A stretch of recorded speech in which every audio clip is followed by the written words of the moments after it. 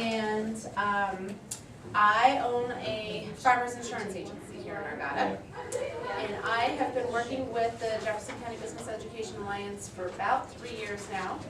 And I just started because I have a lot of students who come work with me in my office, or people I'm trying to hire that are just out of high school, not a lot of college education, and so it's a great place for somebody to just start a career.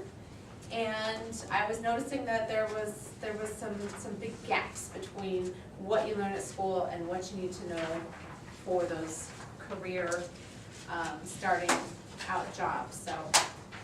So I volunteered to get involved with this, and it's been great. I love it. I love working with students. So feel free to ask me any questions. I know you guys met my husband last week. He's going to talk to you about entrepreneurial stuff and kind of how he got to where he is. So we are going to talk about accounting.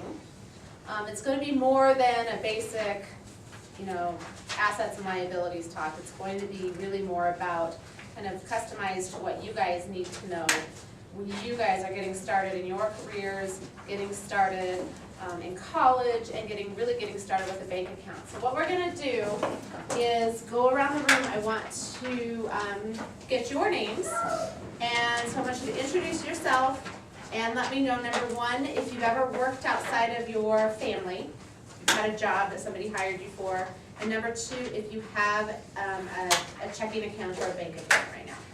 So we will start here. What is your name? Neil. Neil, okay. And have you ever worked outside of your family? No. No. And do you currently have a bank account or a checking account, or have any, okay, checking account? Bank account with a debit card? Just like a savings account. Okay, perfect. Okay, and what was your name? My name's Elisa. I haven't worked, but I have like the savings account, but I can't open it on the team. It's one of those like longer. Okay, so you can't do a checking account with a debit card until you're 18, is that correct? It's like a savings account, but I can't open it until Oh, okay. Okay. And how do you spell your name? ANISSA. Okay, perfect. Great. Okay, what was your name? Nicole. Okay. I feel very formal today. And have you ever worked outside of your home? No. Okay. And do you have any sort of a bank account, checking account? I'm working on that. Okay. All right, good. This will be a good class for you to know. Great. All right, what was your name? Veronica. Okay. And have you ever worked outside of your home? Yes. Where have you worked? Farm lessons in the chicken and English gardens, Nice, okay. which I'm still in there, so. And do you have a checking account? I do. Okay, good. All right, and what was your name? Jade? Jade, okay. And have you worked outside of your home? Yes. Okay, where do you work? Skate center. Oh, nice, okay. And do you have a checking account? I have Savings a account? debit card. Debit card, okay, perfect. All right, what was your name? Jesse. Jesse, okay. And have you worked outside of your home? Okay. And any sort of bank account or checking account or anything? No. I'm aware of, but no. Okay. And what was your name? Alyssa. Alyssa, okay. And have you ever worked outside of your home? No. Do you have a bank account or checking account? Probably not. No.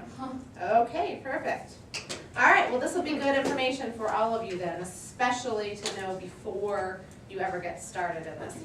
Do we have mostly sophomores? Any juniors? Junior. No seniors? One senior? Okay. All right, good. All right. Well, I'm going to start by asking if anybody knows what this is. I do. What is it? Oh, I forgot what it's called, but it's like a checkbook where you keep like a tally of all what you pay and like,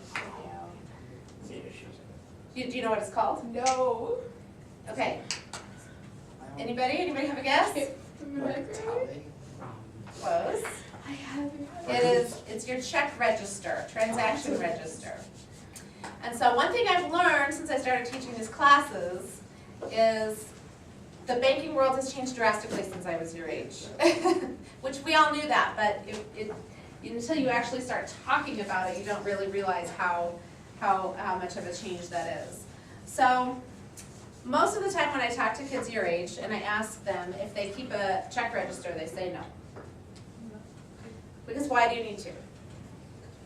Because you can look at your checking account online every day and see exactly what your balance is, right? And you only have a debit card, so it's not like you send a check out and wait for it to clear. Whatever you have is what you have to spend, right? So why, does anybody know why it might be important to start keeping track of what you're spending in your account? Taxing? Not really, you guys don't have to deal with taxes yet. So you don't end up in debt?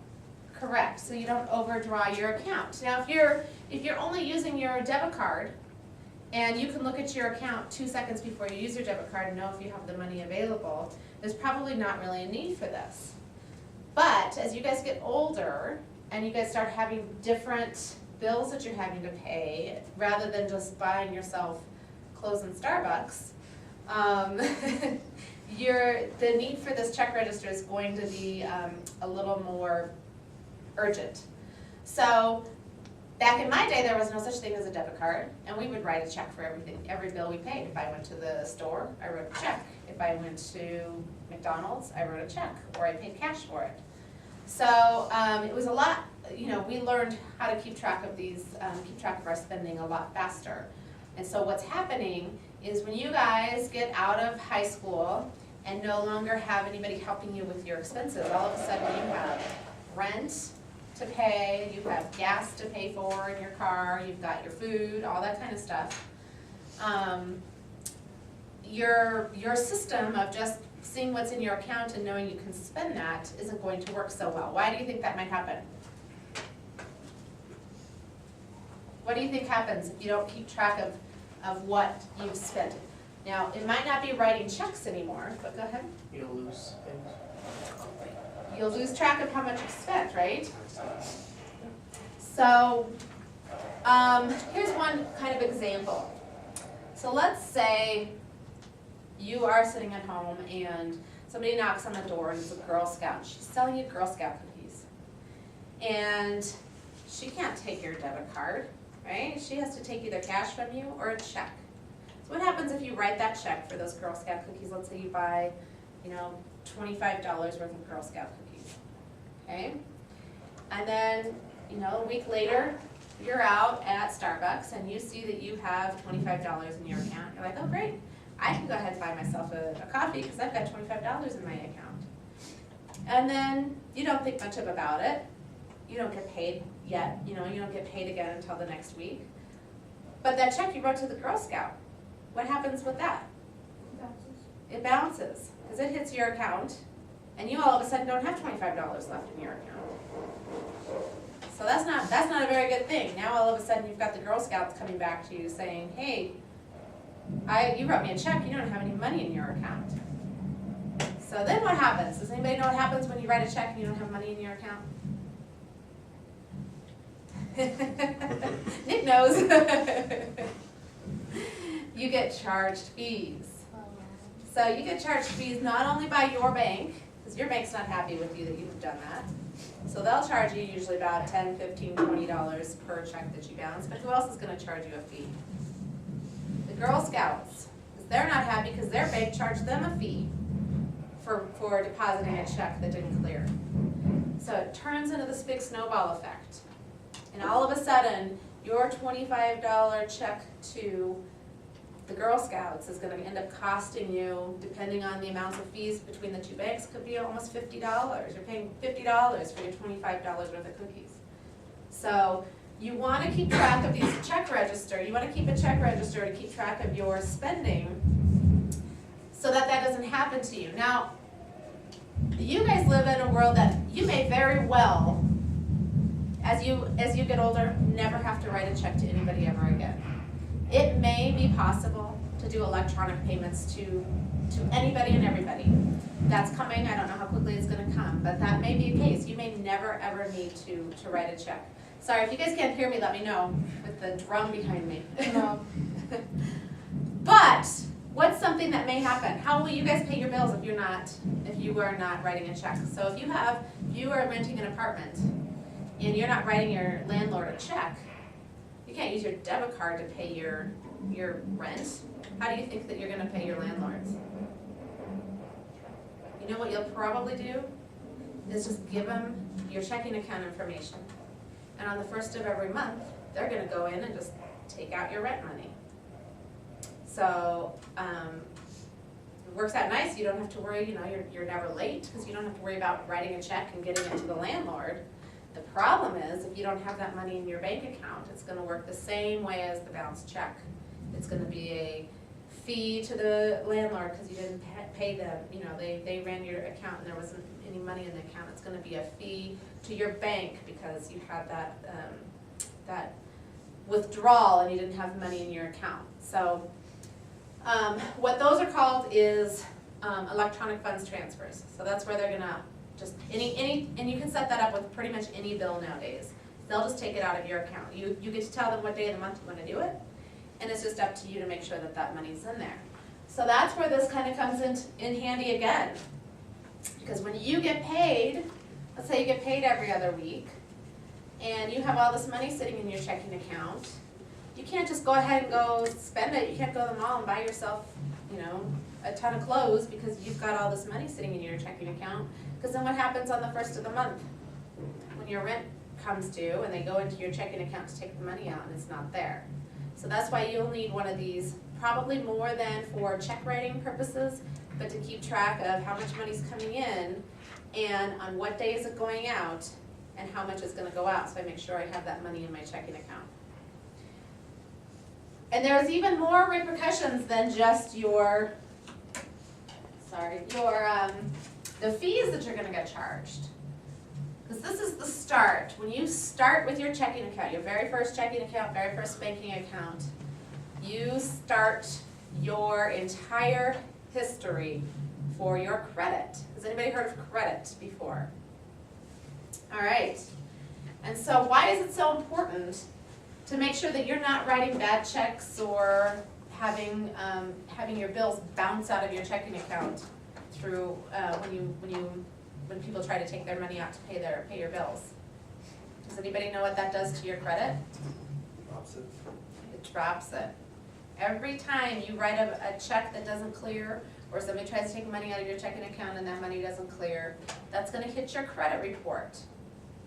All right, so we'll talk about your credit report here in a minute. But here's another thing. So what happens when you do that and you have a negative balance in your checking account?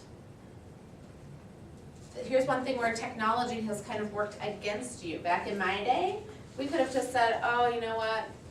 I have a negative balance in my Wells Fargo checking account. I don't want to put any money in there because it's going to go and pay that negative balance instead of pay for what I need for it to pay for. So I'll just head over to Chase and I'll just open a checking account over at Chase.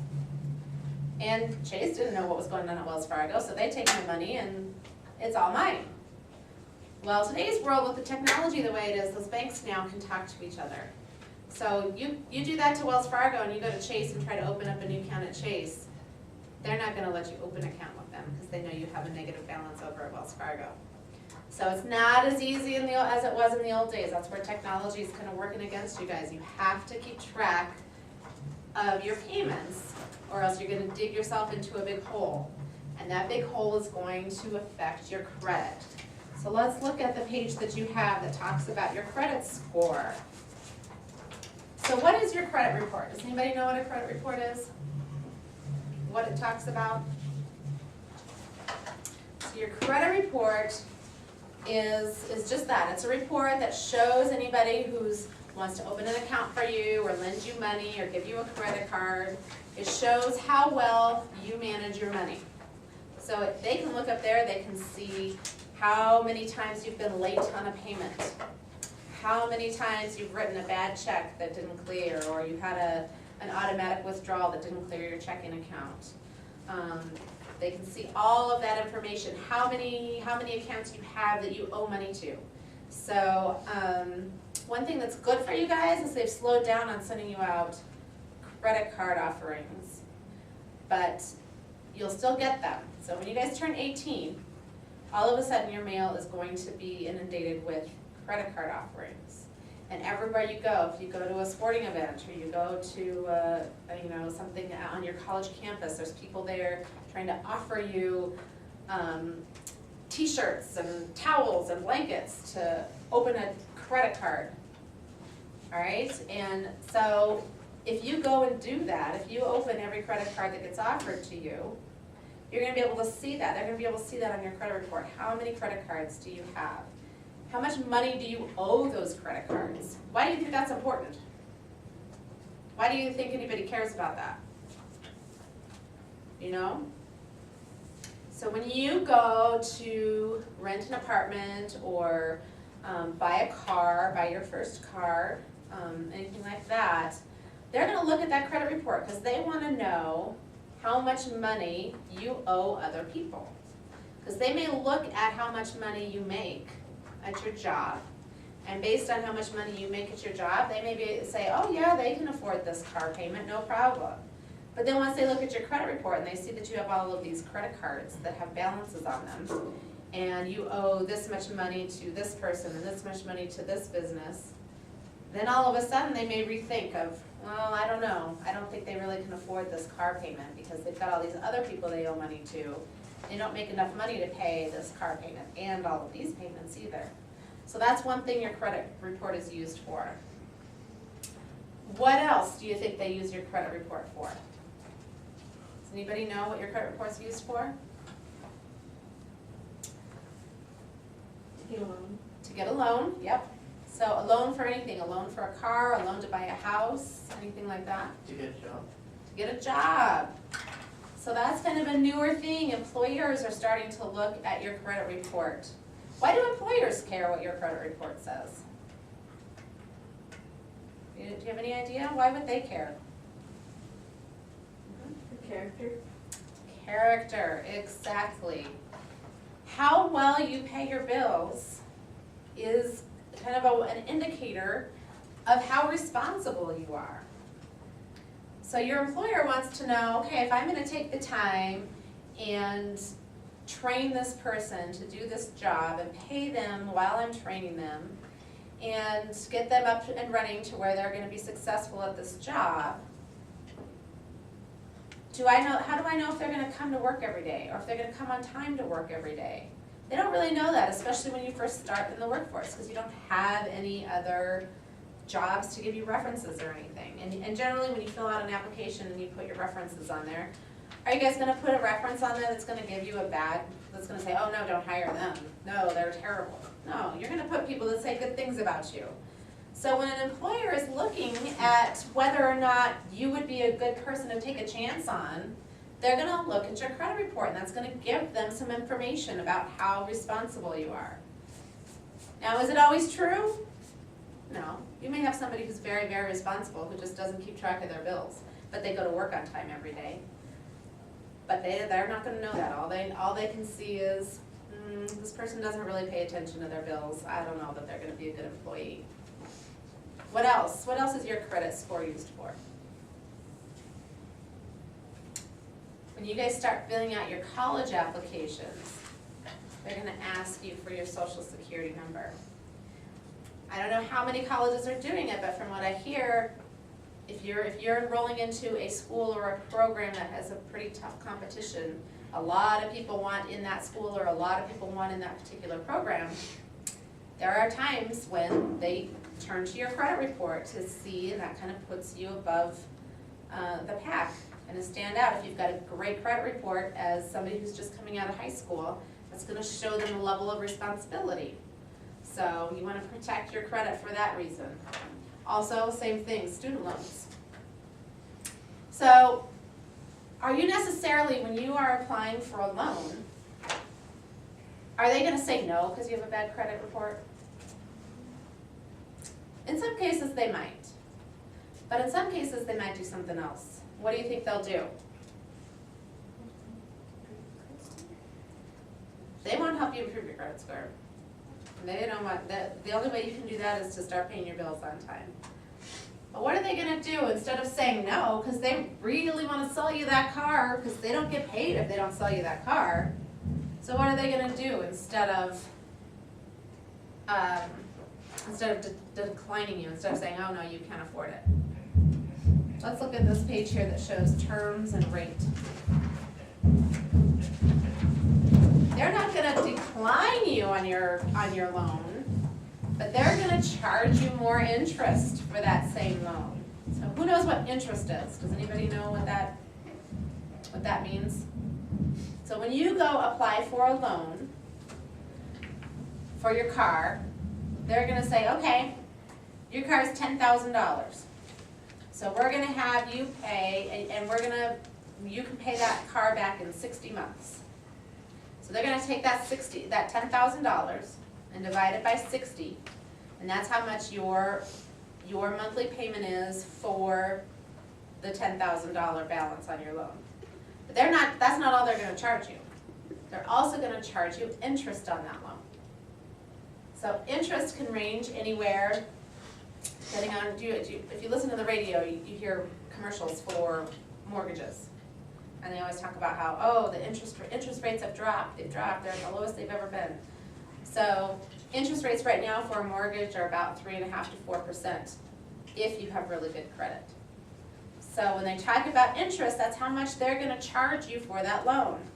So if you see this terms and rate here, there's two different options here. So you've got a $10,000 car that has a 5% interest rate, or a $10,000 car that has a 15% interest rate. So if you haven't been paying your bills, and you haven't been making sure you have money in your checking account to cover all of the money that's coming out of your checking account, which interest rate do you think you're gonna be charged with? The 5% or 15%? Because it's a bigger risk to them. They're thinking, we may never get our money back. We're gonna loan them $10,000, and we may never get our money back from them. So we have to make as much money as we can off of their interest to help offset some of the money we're gonna lose if they walk away from this loan. So what about 5%? Who gets the 5% interest rate? Anybody know? That goes to the people that pay their bills on time and make sure they have money in their checking account. And let's look at what that does for you. So the 5% interest rate, the person who has the 5% interest rate, that bank looks at them and says, okay, we'll loan you $10,000 and we'll give you 60 months. How many months? How long is 60 months? How many years is that? That's 5. 5 years. So this person's gonna have 5 years to pay that car back. And they're only charging them 5% interest, right? So how much is their monthly payment gonna be? It's $188.77 a month. Okay? That's pretty decent. Less than $200 a month for your car. That's pretty good. And your total interest that you've paid over those years, over those 5 years, is $1,106.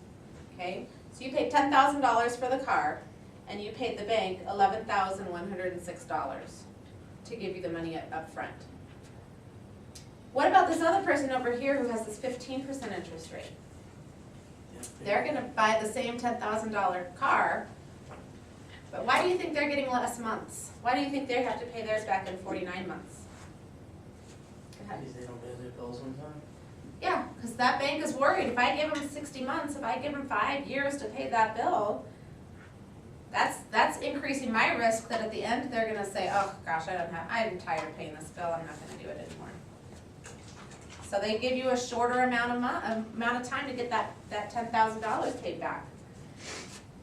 And then they charge you more money. They charge you 15% instead of 5%. So what's the monthly payment for the person who has the bad credit score? $237.90. What was that? Somewhat like 3 years. Just a little over 3 years. About between 3 and 5 years there. And in that shorter time period, they have to pay their loan back faster. But how much interest have they paid? Almost over 2 times as much for their interest in a shorter time period. So it can make a big difference when you're buying your car as to which car you can afford. If you've got good credit and you qualify for this 5% interest rate in this 60-month loan, you might be able to buy yourself a nice $10,000 car. But if you've got bad credit and you have to go with this 15% interest rate and pay it back a lot faster, you're probably looking at a car that's $5,000 instead of $10,000. Because when you're in college or when you're first out of high school and working, you're not making that much money to be able to afford all that extra money for your car. So that's one reason you want to care about your credit scores, because things cost you more money if you have a bad credit score. What else? Does anybody know what these numbers mean over here? So when you hear people talk about their credit score, you're gonna hear anything from a number below 600, and it can go low. I mean, I've seen them as low as 400, 300, and above 760. And it can go up to 900. You can fall anywhere in between there. So if you keep track of how much money you're bringing in, how much money you're making, and you make sure that you have enough money in your account to pay all your bills on time, and you don't have any late payments, and you keep yourself, has anybody heard the words living within your means? Do you know what that means, what that saying means? So that means you are not committing yourself to pay out more money than you can afford.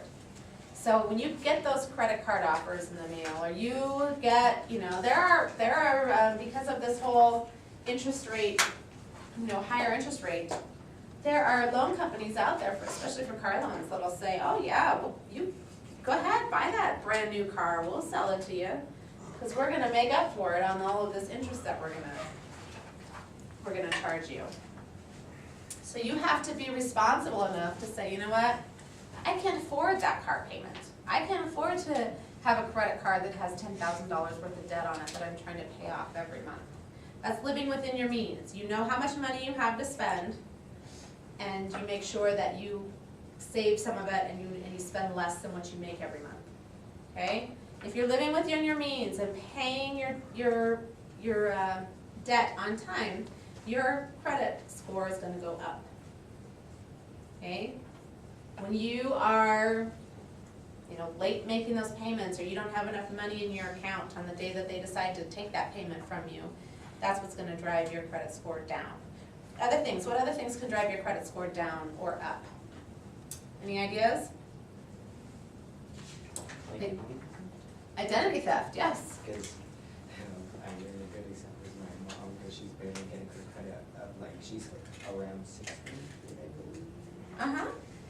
And for a really long time, like after I was born, she went through a identity theft crisis, because like around the time I was born, there was some food store identity, and they were in Greeley at the same time I was born. It's like, how can one pregnant person be in Denver but also be at Greeley at the same time? Uh-huh. It's like, that's the situation that happened to her, and now she has, like, now that person that did the identity theft, she has jury, like, she used to get these mails about something from Texas and Kansas. It's like, we don't know who this person is, but I could say this, like, my mom doesn't even, like, travel Uh-huh. east, nor she bothers to go to Texas anytime. It's like, and all within the same year and the same month. It's like, how do you go from Kansas to Texas? So like, a week is your later? mom having to pay all those bills? When I was younger, I believe so. So that's what happens. Has anybody heard of identity theft? You've heard those words. Do you know what that means? They take your information. Either they get a hold of your social security number, or they get a hold of your credit card, and they take your information and they start living off of your money. So they borrow money from a bank with your social security number, or they take a credit card and they go buy themselves whatever they want. They don't have to pay it back. You have to pay it back. Yeah, it's So it can really hurt your credit score, because sometimes people don't even know they have those loans out there and they're not paying them on time, obviously. So it's important to keep track of your information. Make sure that you safeguard it. Don't send it by email or leave a credit card lying around or anything like that. What else? What else can affect your credit score, make it go up or down? There's a couple of things. Every time you apply for any kind of a loan, it's gonna affect your credit score. So if it's a credit card, or when you're at a store and they say, oh, well, you can save 10% if you get our store credit card. Well, if you say yes to that, that's gonna hit your credit score. Any loans you're applying for, anything like that, any bank, any financial institution that you sign up for is gonna report to your credit score, and that's gonna make your credit score go up or down. If you have a lot of them, it's gonna make your credit score go down, because they're thinking they have access to all this money, but they don't have enough income to pay it all if they borrowed it all, so that's not a good thing. But it can be if you have one credit card out there that you use and you pay the bill on time every month, that can help your credit score. So what helps your credit score is you have to use credit in order for it to build. If you don't ever use credit, if you pay everything in cash and you never open a bank account, that's not gonna help your credit score, because that's not showing them that you're responsible. So just making sure that you limit how many loans you have or credit cards you have out there, and you pay them on time every month, then that's gonna help raise your credit score. What else can your credit score affect? So this is probably, how many of you drive? Okay, and you probably don't realize this because it's all under your parents, but your credit score, your parents' credit score affects how much you pay for your insurance, your car insurance. Why is that fair? So we keep our grades up. Well, your grades will affect it too, but what does your credit score have to do with whether or not you're a good driver? Crash. It doesn't really. It doesn't really have one thing, it doesn't really mean anything other than, again, we go back to that character issue of that shows them how responsible you are and how responsible of a driver you're gonna be. Now, it's not always perfect, it's not always accurate, it's all statistics, and a lot of this information, a lot of your credit is gonna be based on statistics. But when you have a bad credit score, you get lumped in with people who also have bad credit scores, who are bad drivers. You may never have ever been in an accident or got a speeding ticket in your life, but that's still gonna affect your insurance rates. So your credit score can affect you and cost you a lot of money over your life. So it's very important that as soon as you can, the minute you open a banking account, you start building a positive credit report. So let's talk a little bit about credit. Let's go to the coffee and pizzas.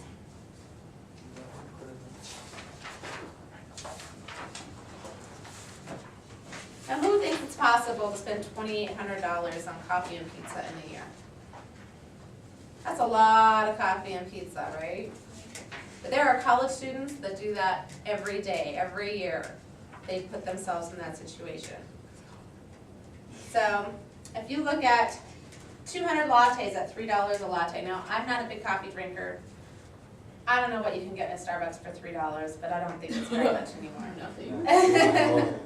But let's say you're in college and you're trying to live within your means, you're trying not to overspend, so you buy the cheapest thing on the menu and you only spend $3 every time you go. And over the year you buy yourself 100 pizzas. That's not out of the question, especially when you're in college. That's 2 pizzas a week. That's not a lot when you're in college. At $15 a pizza, you've spent $1,500 on your pizza and $600 on your coffee. So, but that's not $2,800, right? That doesn't add up. How does it get up there? Because you're paying for it all on a credit card, and every month, when you're paying on your credit card, you're only paying your minimum payment, which means what? You're probably not even paying the interest when you're paying the minimum payment. So the payment that you make doesn't even affect, it doesn't make your credit card balance go down. You're just paying, and nothing changes. So, by the time, if you're doing that, you're paying your minimum interest, by the time you have paid that credit card off, you've paid over $700 in credit, or in interest, and it's taken you 7 years. By 7 years, you're long out of college, and you're still paying for that 1 year, your freshman year's pizza and coffee. Is that a good way to live your life? I mean, how angry are you if you are 25 years old and you're still paying for a coffee that you had when you were 18 years old? That's not fun. So that's what we're talking about when we talk about live within your means. Just because you have a credit card that has money available on it, it's not a good idea to go ahead and start charging it up and using it to pay for everything and only paying your minimum balance. Because it's gonna be, you're gonna be angry 10 years down the road when you're still paying for something that you don't even remember what it is. So then let's talk a little bit about beyond college. So you've made it through college, you've got a job. What kind of careers is everybody thinking about? Engineer. Engineer, good. Good income, what are you thinking? Entrepreneur, Okay, any specific industry or some sort of a shop like I'm not really sure. you just wanna own your own shop, like a retail sales shop type thing? Okay, good. I have no idea. No idea, okay, well, that's fine. You don't have to. How about you? Teacher, entrepreneur. Okay, perfect. How about you? Oh, that's a good one. That's a good one. How about you? Computer analyst. Okay, good. Definitely will be a need for that. Architecture and musicians. Okay, Wow. Perfect. Oh, right so you guys have gone to college. Some of those careers you've been in college for quite a while. You're out of college. You've got your student loans that you have to pay off. And what else? You've got a decent car. You've been driving your good, nice car that you paid off. What else are you looking to do when you're out of college? Maybe get married, have a family, here. buy your house, because you're tired of paying rent, right? So, well, here's a little thing about rent. So they always tell you, own a house for less money than you're paying for rent. Keep in mind when you hear that, there's a lot more expenses with a house, more than just the monthly payment. So you gotta save that money that you are not spending on rent. I don't think I can write on this one, can I? Gotta go up here. Okay. So, we're gonna do this to keep math easy. All right? That is never easy. So, let's say you're going to buy a house. And do you guys have your phones that you can do the calculations? Yeah. Okay. Yes. So, you're gonna spend, you've been approved for $100,000 to buy your house for your loan, okay? So if you have good credit, how much interest do you think you're gonna be paying for that? 5%. 5%. If you've got good credit, that's probably a good, that's actually probably high right now, but that's okay. 5% is good, that's a good, easy number. What if you have bad credit? How much are you gonna be paying? 15%. 15%, okay. So let's see how much you're gonna pay on a monthly basis for that house, depending on how well you've taken care of your credit while you're in college. So, first thing you wanna do is take this $100,000, they're gonna give you 30 years to pay that $100,000 off, okay? So, take 100,000 times 30, or divide it by 30, and divide that by 12. So 277. 277, so you're paying $277 a month to pay off that balance, $100,000. Then you have your interest on top of it, okay? So take your $100,000 times 5%. And this isn't exactly how the banks do it. They do a completely different schedule, but this will give you a good idea. So, how much? 500,000. If you do 100,000 times 5%, That's 100,000. Times. the 100,000 times 5 is 5,000. 5,000. So $5,000, that's gonna be your annual interest. So divide that by 12. 460. Yeah. 416? Yeah. Okay. Okay. So, if you've got, here, we'll do it this way. So add the two, 277 and 416. 693. How much? 693. 693, okay. That's your monthly payment. Okay, what if you're over here on this 15% over here? Take $100,000 times 15%.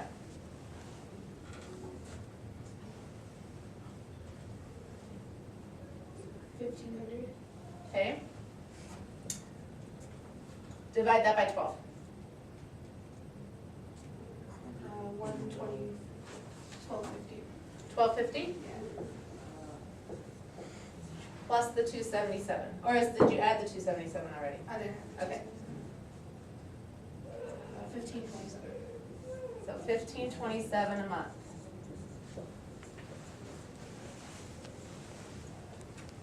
So for your $100,000 of house, if you've got really good credit and paid all your bills in time, you're paying less than $700 a month. If you haven't been, you're paying double that, right? Now it's time for the reality check. Does anybody pay attention to the news where they talk about how much owning a home costs in Colorado right now? Not really. How I much? pay attention, if I remember correctly, isn't it going up in the rates of owning a house? Yes. It's going up progressively. So they say the average cost of owning a home in the Denver metro area is $300,000. Oh my Yeah, god. it's getting more. So let's multiply this times Because 3. people are moving What, here. if you multiply this one times 3, how much are you paying for your monthly house payment? Oh, This one.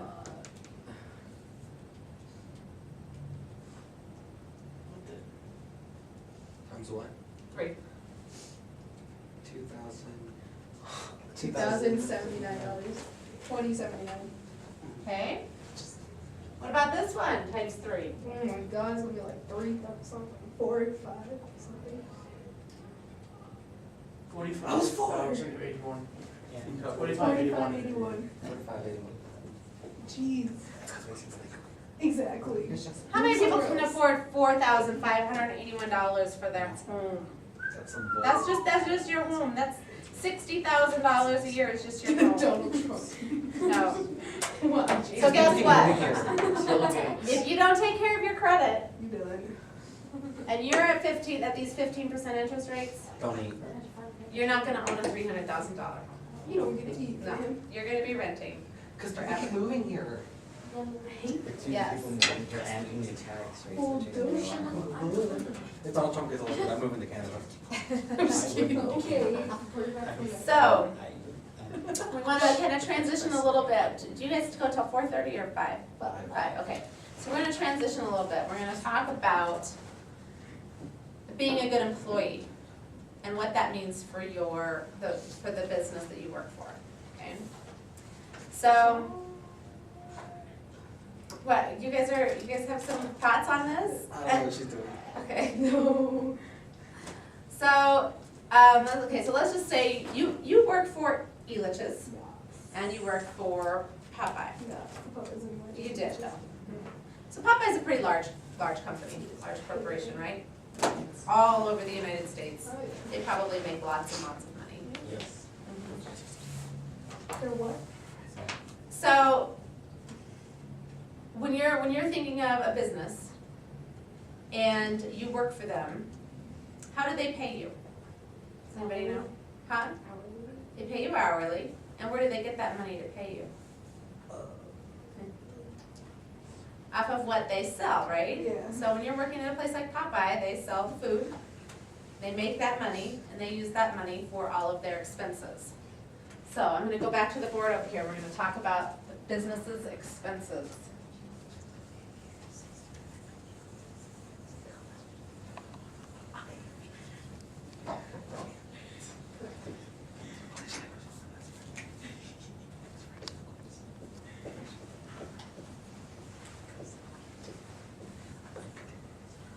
So if you are working for a business, they've got their employees.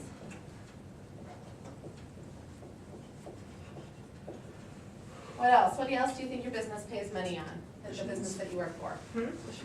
For all the equipment, whatever it is they need to use to run, Cleaning stuff. okay? Who else? Can you think of anything? Supplies? Supplies, like what would be considered supplies? Cleaning. Cleaning supplies, what else? So like, if you, own like a clothing store, you have to like buy clothes. Perfect, okay. Repairs.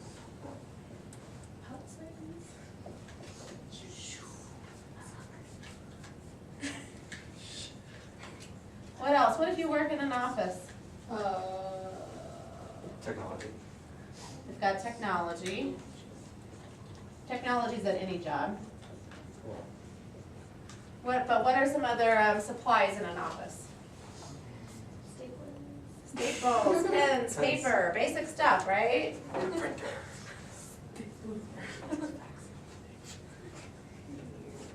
Okay. What else? When it comes to employees, what else do they have to pay? Uniforms. Uniforms, yep, definitely. We'll go over here. Insurance. They have to pay insurance, all kinds of insurance. No, yeah, they just like. Okay, what else? Insurance, Like repairs. So you guys kind of talked about this a little bit when we were talking about why it's important to keep your credit score. But they have to pay your taxes, right? Oh, yeah. So when you get paid, for those of you that have worked outside the home, when you get paid, you have an amount on your check, right? So let's say your check is $500. Oh, Okay. like, it's like where they take like Social Security takes out, Medicare, and like Colorado employee. Mhm. They take all those taxes out, and then you get a check down here for $450, depending on, depending on how long you've worked and all that kind of stuff. So what happens to that $50? Bye-bye. It goes to your taxes. It goes to the government, goes to your taxes. Your employer pays that $50, but then they have to pay more. They pay on top of that again. So you pay into your Social Security and Medicare, or Medicaid. They also pay into your Social Security and Medicaid. So they pay not only the money that they withhold from you, but they also pay the money that, they pay their share of your Social Security and Medicare as well. And then what else? What other kind of taxes do they pay? It's not really taxes, but like, does it go into your retirement savings? That's your Medicare savings that you have, yep. They do, if they offer a 401k, they probably have a match for your 401k. But they also pay taxes as well, so they pay their corporate taxes as well. Does anybody know what their corporate tax, what that means?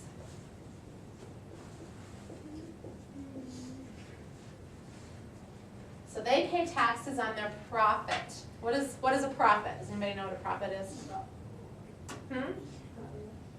So profit, so we'll go into that here, so. So your employer is gonna pay taxes on their profit. What do you think of profit? Just a guess, what do you think profit is? How much money will it balance? How much money they make. So they sell their products, so we can use Popeyes as an example. So they sell their food. So let's say they bring in, $25,000 a month. Dang. Yeah, would be nice, huh? That's a little high.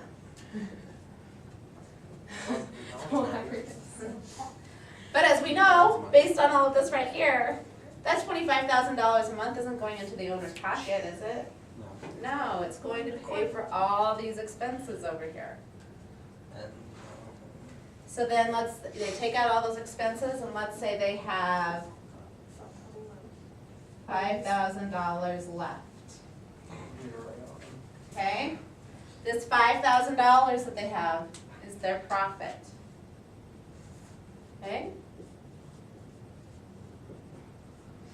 So at the end of the year, they add all of their profits up from the entire year, and they have to pay taxes on that. Most of the time, they pay their taxes quarterly. but, so that's how that's another expense to the company. So I hear this all the time. I do insurance for a lot of contractors, so people who work in plumbing, heating, they do, they're general contractors. And they'll go into business for themselves.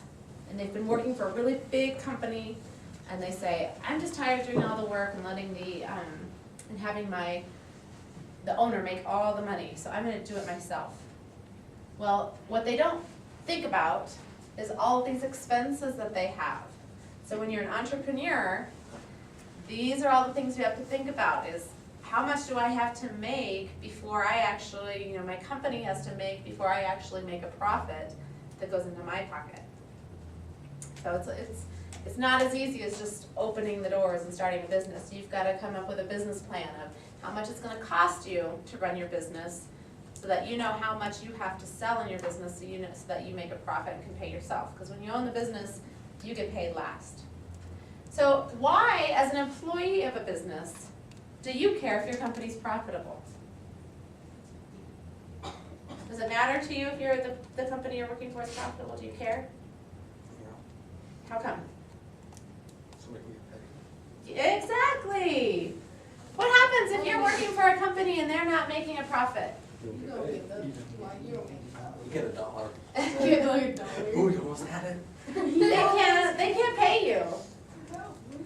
And if they can't pay you, they're gonna cut back jobs. They're gonna do whatever they can to make sure they have a profit. So when you're working for a company, you need to kind of think of that. Keep that in your mind.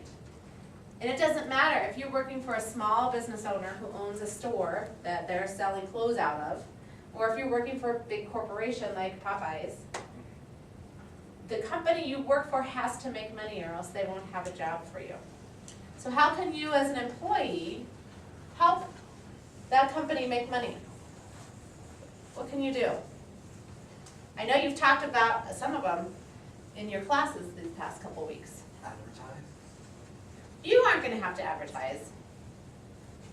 That company will do that for themselves. But did you guys have a class about customer service? No. And did you talk about how to treat the customers who come into the business? Nicely.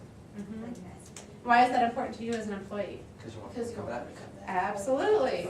Repeat business and referrals, exactly. Exactly. So that's why it's important when you are working for a company that you provide good customer service. Because really, what do you care? You don't own the company. You're not gonna make any of that profit. You're gonna make the same amount of money whether or not they make a profit or not, right? Unless they lose so much money that they can't afford to pay you. But it's still important to you as an employee because you want those customers to keep coming back so they can stay in business, so they can keep paying you. What else? What else can you do as an employee to help your company make a profit?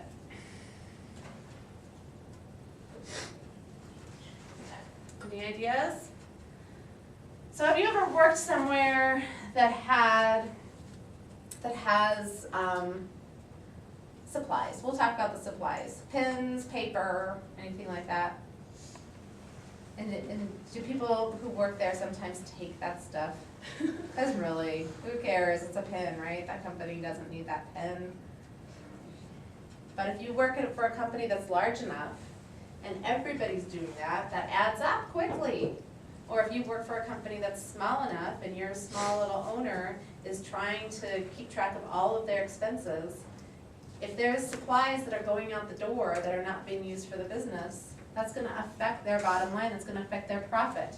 And that's gonna affect whether or not they can pay you for another year. Or, what else could they do? If they're making a lot more money, what can they do? Pay you more, they can give you a raise the next year. So it's important to be a good employee. Okay?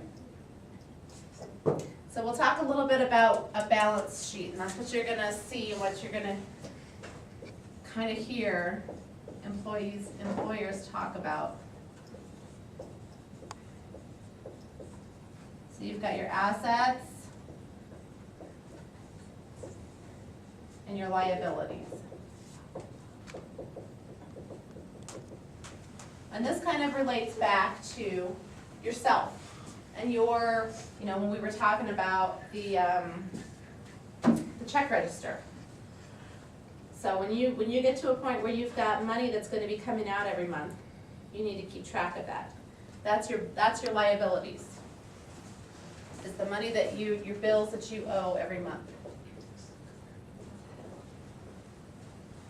What do you think your assets are when you have a business?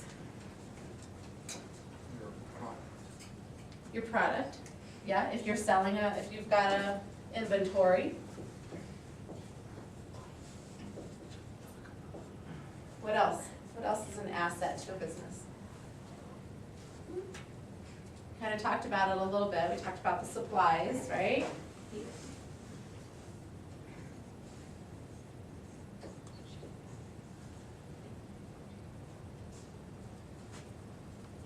Anything else you can think of? Equipment. Mm-hmm. There's some value to your equipment.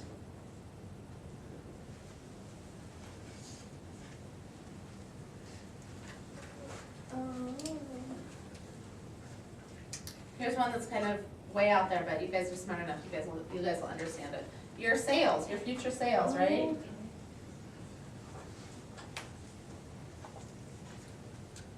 So depending on what kind of business you're in, if you're in the food industry, obviously, you get paid immediately. You give them the food, they give you the money. But if you're in a business that you have to make it, you have to manufacture it, you may have sold it on this day, but you don't get paid until it's manufactured and you give it to them. So that's something that's sold, but you haven't gotten the money for yet. What about liabilities?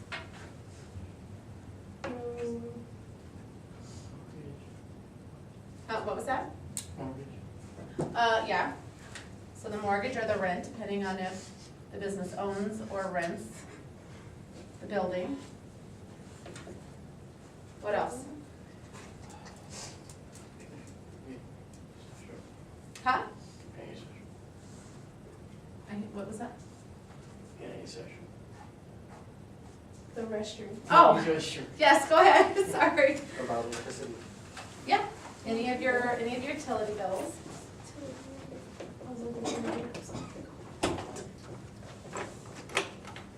What else?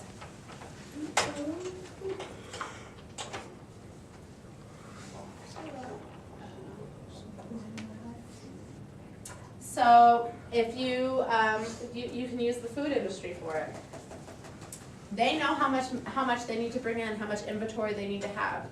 So they keep it on order constantly, and they may not necessarily pay for it right away. So inventory orders.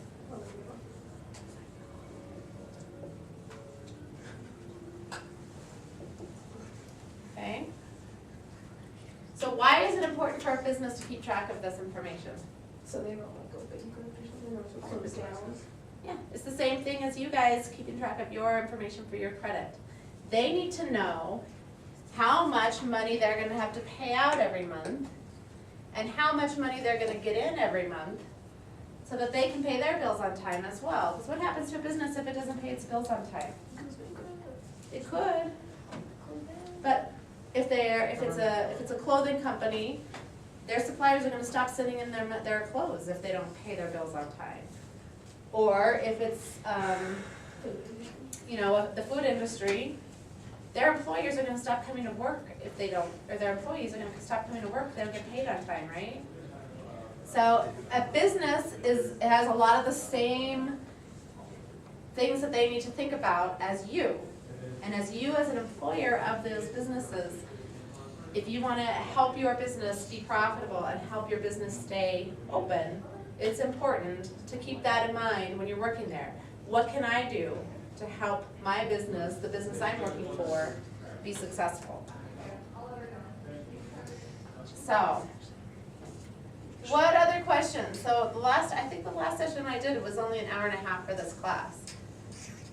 So we have some time for some question and answers. What kind of questions do you guys have?